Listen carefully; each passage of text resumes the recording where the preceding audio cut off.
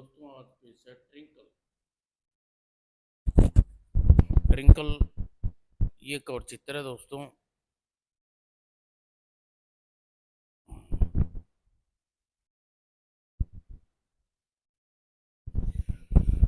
बोगा की आखिरी चाल। मधु, रंजीत और चन्नू अपनी बीमार माँ की खार खाट के पास खड़े थे।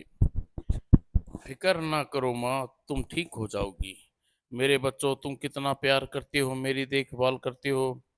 माँ, ये तो फिर तो बेहोश हो गई। आह, अगर हम जल्दी ही डॉक्टर की बनाई दवाई न खरीद लाए तो इनकी हालत बिगड़ जाएगी। ओह, क्या करें। रो मत चुन्नू, तुम यहाँ माँ के पास रहो। मधु, मैं कैसे ले दवाइयाँ लेकर आएंगे। मेहर मधु, चाहे हमें देर हो जाए मगर दवाई लेकर आए लौटेंगे। झोपड़ी से बाहर मधु, मैं जानता हूँ माँ की बकरी बिल्लू कितना प्यार करती है हमें, है मगर आज वह बेचनी पड़ेगी। हाय ना, जितना भी पैसा बचाया था वह हम खर्च कर चुके हैं। अब दवा के पैसे कहाँ से मिलेंगे। बिल्लू को बेचना एकमात्र उपाय है। मेरी प्यारी बिल्लू, तुम्हें आज हमारी मदद करनी होगी माँ की खातिर। और उदास भाई बहन सबसे निकट हाट खानपुर की ओर चल पड़े। आज यह पगडंडी कितनी सुनसान है रंजीत, मुझे डर लग रहा है। डरो मत मधु, हम जल्दी ही पहुंच जाएंगे। हाँ, क्या, कौन है यह। हाँ, बहुत बढ़िया बकरी है, ऐसे जानवर की तलाश मुझे थी। इसकी भूख, कितनी भूख लगी है 3 बकरियां खा सकता हूँ। कृपा हम कृपा कीजिए साहब, हमारी बकरी मत खाइए, मारिए। हमें इसे बेचना है। बेचना? अच्छा तो बिक गई। मैंने इसे खरीद लिया। हाँ, सो अब यह मेरी हुई। नमस्ते। मगर मगर साहब, पैसे कहाँ हैं। पैसे? बो बोगा महान से पैसे मांगोगे? किसकी जरूरत है। आ, बोगा ही हूँ मैं। और कभी कभी मैंने तुम्हारी बकरी खरीदी है। सुना तुमने, बोगा महान मशहूर चोर। और जैसे ही बोगा चलने लगा, चोर ठग, फौरन बकरी वापस दो। मेरे रास्ते से हट जा पिल्ले, मैं जल्दी में हूँ, बकरी वापस दो। आह, रंजीत, रंजीत वह गया, बकरी गई। अब हम क्या करें। हमारा सिर। आह, कुछ समझ नहीं आया मधु। हम उसे ऐसे नहीं छोड़ सकते। हम उसका पीछा करेंगे, उससे लड़ेंगे। तुम जानती हो बोगा से नहीं लड़ सकते, पुलिस भी उससे हार चुकी है। पर हम जीतेंगे किसी ने भी तरह। हमें बिल्लू चाहिए, हमें पैसा चाहिए। उठो रंजीत, उठो। और दोनों बच्चे बोगा के पीछे छिपते छिपते चले। और थोड़ी देर बाद उन्हें खानपुर हाट में घुसते देखा। उस बिल्लू को बेचने जा रहा है। वह रहा। दोनों बोली, लड़ा लड़ने को कह रहा था। हम कुछ नहीं कर सकते। मगर अचानक मधु का चेहरा चमकाई। कर सकते हैं हाँ औरंजीत। औरंजीत क्या मुंह खुला कर रह गया। बिल्लू, प्यारी बिल्लू, तुम यहाँ हो। तुम, हम तुझे कहाँ कहाँ ढूंढते फिर रहे, क्यों भाग आई। मगर रंजीत की बात है, तुम बंधी हुई हो। ओह, खैर, चलो अब घर चलो। रुको, मेरी बकरी लेकर तुम कहाँ चली। ही ही जरा गलतफहमी है। देखिए, यह मेरी बकरी है। मधु ने अपनी आवाज ऊंची की। नहीं साहब, आप गलत कह रहे हैं, यह मेरी बकरी है बिल्लू। यह झूठ है, यह मेरी है। यह क्या हो रहा है यहाँ, क्या हो रहा है। कुछ नहीं, कुछ नहीं, यह बेवकूफ लड़की कह रही है यह बकरी उसकी है। जरा सोचिए, मेरी बकरी जिसकी 3 बरस की पैदा परवरिश की है, और नैना तन कर खड़ी हो गई। मधु भयानक बोगा की आंखें डालकर देखा, साफ साफ जोर से। ठीक है साहब, ठीक कहते हैं, यह बकरी आपकी है। आपने बकरी को 3 बरस व- तक परवरिश की है, तो आप इसे अच्छी तरह पहचानते होंगे। बिल्कुल ठीक। तो फिर आप यहाँ, आपको यह भी पता होगा उसकी कौन सी आंख फूटी हुई है। सब लोग एकदम खामोश हो गए। सबकी आंखें बोगा पर टिकी। फूटी? हाँ, आंख फूटी। दाई आंख फूटी है। आपको पूरा यकीन है? हाँ, पूरा है। और अब आप देखिए, खूब अच्छी तरह देखिए, बकरी की दाई आंख फूटी हुई नहीं है। भीड़ फुसफासाहट होने लगी। यह झूठा है, यह आदमी झूठा है, बकवास। रुको, मैं मेरा मतलब था मेरी दाई और तुम्हारी नहीं। लोग फिर खामोश हो गए। मधु धीरे से शांतिपूर्ण मुस्कुराई। साहब, आपकी दाई और की आंख फूटी हुई नहीं, बिल्लू की कहानी है। ही। सो दोस्तों, आपके सामने आदमी खड़ा है, या चोर है, और मामूली चोर नहीं, महान बोगा है। क्या बोगा? यह बोगा है, पकड़ो इसे।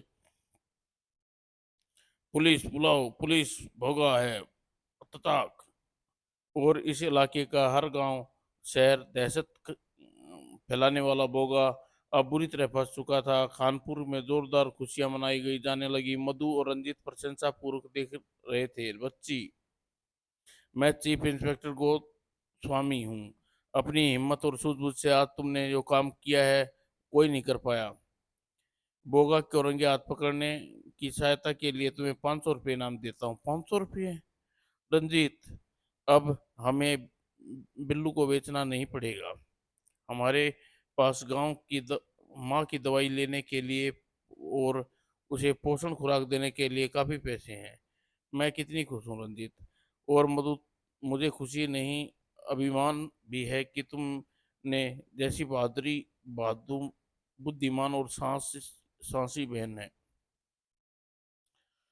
दरारों के पीछे या पेड़ की कोठर में झांको, तुम्हें पराई मधुमक्खी का छत्ता लटकता मिल जाएगा। छत्ता एक रानी मधुमक्खी के चंद में 30,000 मजदूर मादा मधुमक्खियों के घर होता है। और मजबूत मजदूर मक्खियाँ जीवन बड़ा व्यस्त भरा होता है, क्योंकि छत्ते के अनेक जरूरतें पूरी करती हैं। दूसरी मजदूर ने अपने पंख हिलाकर छत्ते को ठंडा और हवादार रखती हैं। बाकी मधुमक्खियां अंडे से निकले झिल्लियों को भोजन खिलाती हैं। झिल्लियों को अपने सिर की ग्रंथियों से निकलने वाले विशेष आहार, शाही जेली मिलता है। इन्हें पराग शहद मिश्रण भी खिलाती हैं।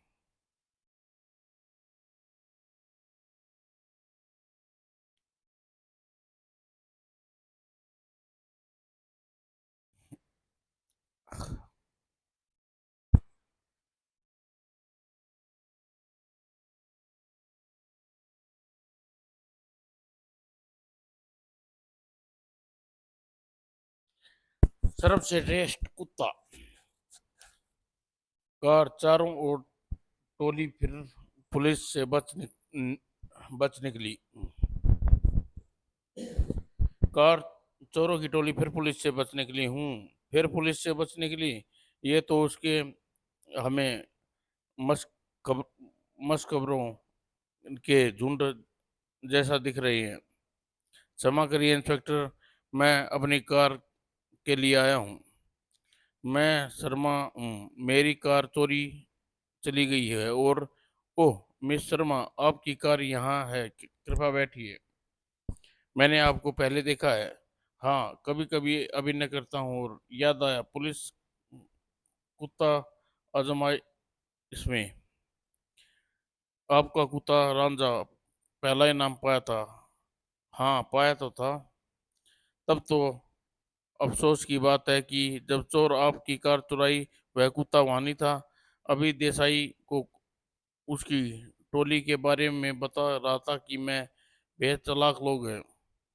वे लोग कार चुरा लेते हैं और कहीं और अपराध करने का उसका उपयोग करते हैं और वह सुबह होने से पहले कार वापस उसकी जगह पहुंचा देते हैं। मालिक को पता भी नहीं चलता कि उसकी कार का उपयोग अपराध के लिए हुआ है। चतुर है। 2 रात पहले बदमाश आभूषणों की दुकान पर घुसने का प्रयास कर रहे थे तो हमारी गश्ती गाड़ी उनका सामना हुआ। वे तितर बितर कर भाग गए। ए, जिस कार में आए थे उसे वहीं छोड़कर। वह आपकी कार थी। हमने आपके घर फोन किया। आपकी पत्नी ने बताया आप बाहर गए हैं। जी हाँ, मैं आज ही सुबह लौटा हूँ। बड़ा धक्का लगा मुझे जब उन्होंने बताया कि कार चोरी हो गई। मैं समझता हूँ। आप अपनी कार ले जा सकते हैं मिस्टर शर्मा, मगर भविष्य में ज़्यादा सावधान रहिएगा। शायद यह टोली आपके आस पड़ोस में रहती हो। आपने आस पड़ोस कोई संदिग्ध व्यक्ति देखा तो हमें बताइए। जी बताऊंगा। और शर्मा अपनी कार ले गया। पता नहीं बदमाशों ने कोई सुराग छोड़ा है। उसी दिन के बाद रांझा को घुमाने के लिए जाने से पहले पुलिस को तलाशी पुलिस ने तलाशी ली तो होगी, मगर फिर भी देखो कोई हर्ज नहीं। और अच्छी तरह तलाशने के बाद कुछ नहीं। उन्होंने बहुत सावधानी बरती। अच्छा हो कि मैं उसे तुम्हें ढूंढने दूं। हाँ हाँ, क्यों नहीं। रांझा ढूंढो। यह मैट को खुरच रहा है। उसे कुछ मिला है।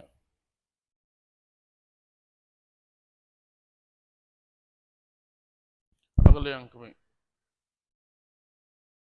पहचानो इन पत्तियों में संकेत। ये पत्तियां उन पेड़ों की है जो ट्विंकल के पिछले अंकों में आ चुकी हैं। People name.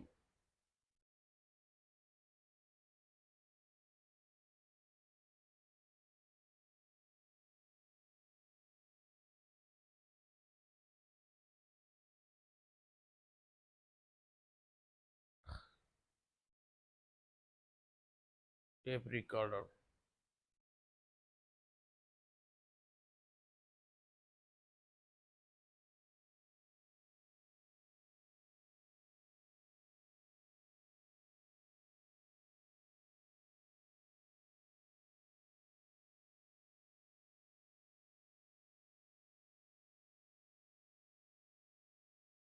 ओजा सुल्तान का मुंह लगा था। देखो वजीरी, वह जा रहा ओजा सदा की तरह चापलूस करने। कादी, हमें कुछ करना होगा इसके वह सुल्तान की नजरों में गिर जाए। हम अपने तीरंदाजों को अभ्यास देखने जा रहे हैं। मैं चाहता हूँ तुम भी चलो। यही मौका है। सिर दी। फिर सही निशाना। मेरे तीरंदाज दुनिया में सर्वश्रेष्ठ है।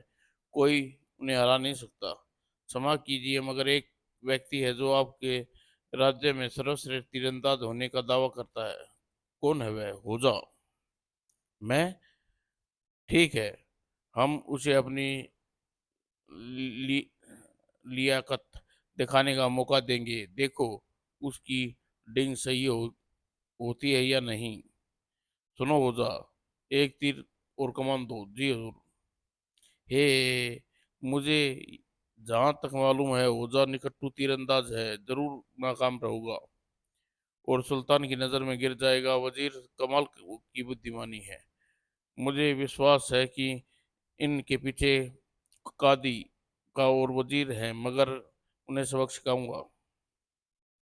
ओझा ने पहला तीर चलाया। खराब तीरंदाज होने का कारण निशाना चूक गया।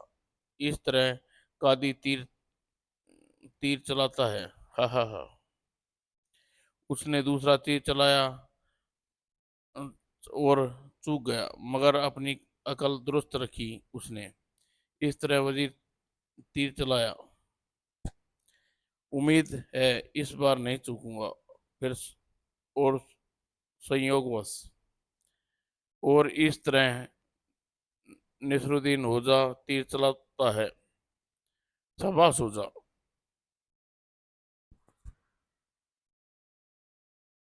एक रात बर्न आखिर आखिरी के निवास पर। कल मुझे आदमखोर के बारे में सूचना मिली मिली जिले में लगवानी है, और यह वन विभाग 1,000 रुपये इनाम घोषित कर रहा है। आज यह आवाज कैसी? हो सकता है आदमखोर है, जरा जाके देखो। और तभी वन अधिकारी के घर में जरूर कोई बहुत बड़ा धन होगा। अगर वह मेरे हाथ लग जाए। आगे क्या हुआ इस कहानी में कम शब्दों में लिखो। मूसक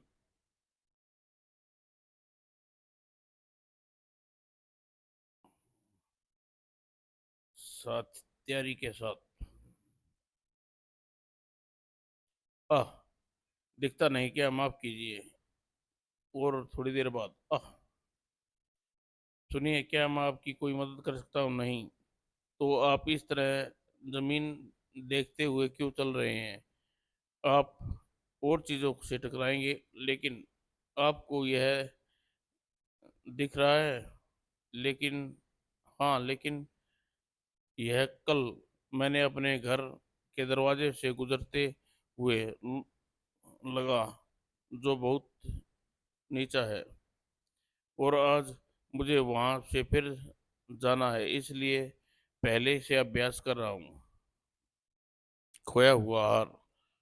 छत्तीसगढ़ की बेटी की शादी थी।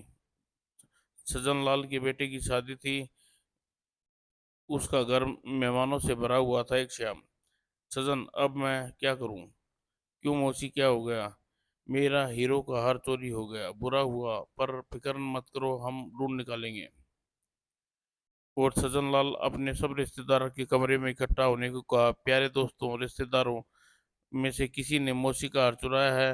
अब मैं यह चांदी की तस्तरी मेज पर रख कर उसे बत्ती बुझाऊंगा, जिससे वह हार चुराया है चुपके से तस्तरी में रख दे तो ठीक। अच्छा, अब बत्ती गुल करता हूँ। और लोग अंधेरे में 10 मिनट बैठे रहे, फिर भी बत्ती जलाई। तुम्हारा हार तस्तरी में है मौसी। कौन सी तस्तरी में शगन? है, तस्तरी तो गायब है। अरे कालिया, यह क्या? उजड़ी हुई जमीन इमारत दिखाई दे रही है। कालिया अंदर गया। काफी प्राचीन है। अच्छा, अच्छी तरह देखूं। लेकिन थोड़ी देर बाद, ओह, थक गया। इस धड़ पर थोड़ा सुस्ता लूं। अचानक गुप्त द्वार छड़ के वजन से पड़ने से खुल गया होगा। नीचे नदी बह रही है, और यह छड़ का वजन हटने से गुप्त द्वार बंद हो जाता है। काम आसान। तभी, ओह, कितनी चतुराई भरा है चम। वह हर बार विफल नहीं हो सकता। इस बीच उससे टकराने वाला कौवा यहाँ से बहुत दूर होगा। डुब डुब, आखिर गाजर का वह टुकड़ा यहाँ डाल दो। हमने जो गाजरें फेंकी हैं उसका पीछा करते हुए खरगोश यहाँ आएंगे, और तब उन्हें पकड़ लेंगे। अच्छा, तो यह इरादा है इन सब का सबक सिखाएगा मेरे दोस्त से उलझने का। और इस बस कीचू, गाजरे गाजर का टुकड़े फैले हुए हैं। चलो, खाना शुरू करें। और कई घंटे की मौज के बाद देखो, टुकड़े उस इमारत तक फैले हैं।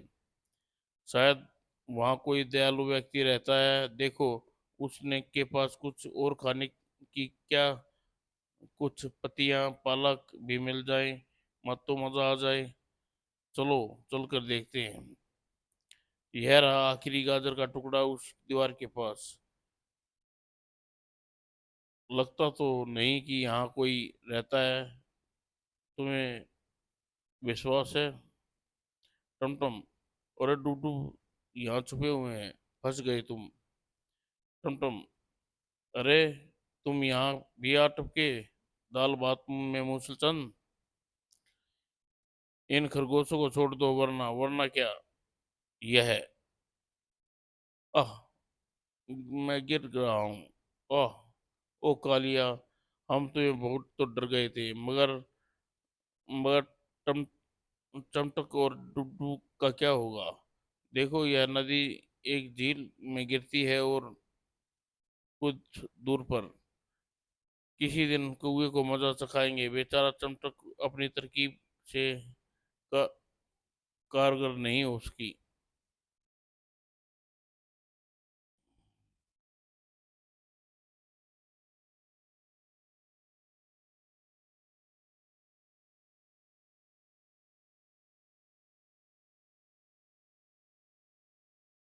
समाप्त।